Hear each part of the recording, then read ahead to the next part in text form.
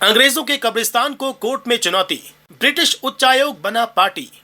High court से case जीते, अब सेशन कोर्ट में नया केस दाखिल कर किया दावा।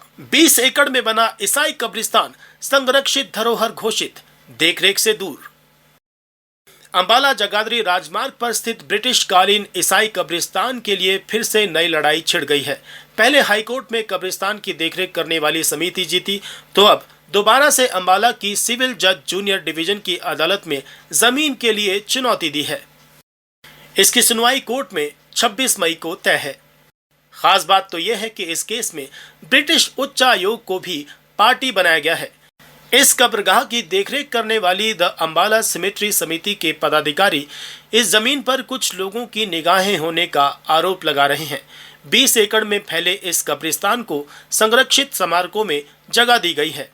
बावजूद इसके यहाँ कब्रों को खोजना एक पहेली से कम नहीं है। केस में ब्रिटिश सरकार सहित 9 शामिल। द अंबाला सिमेट्री समिति के महासचिव और कोषाध्यक्ष पातरस मुंडू बताते हैं कि हाईकोर्ट में जीतने के बावजूद जो अब दोबारा से अकारण सिविल जज सीनियर डिवीजन के यहाँ केस दायर किया गया है।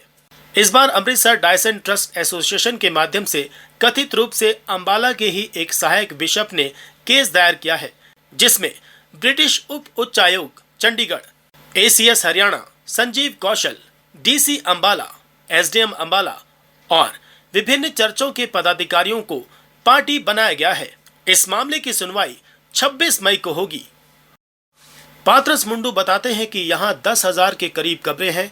उनके परिजन इंग्लैंड से इन्हें देखने आते रहते हैं और मदद भी करते हैं। इसके साथ ही यहाँ ब्रिटिश द्वारा बंदी बनाए गए सैनिक भी इस कब्रिस्तान में दफन हैं।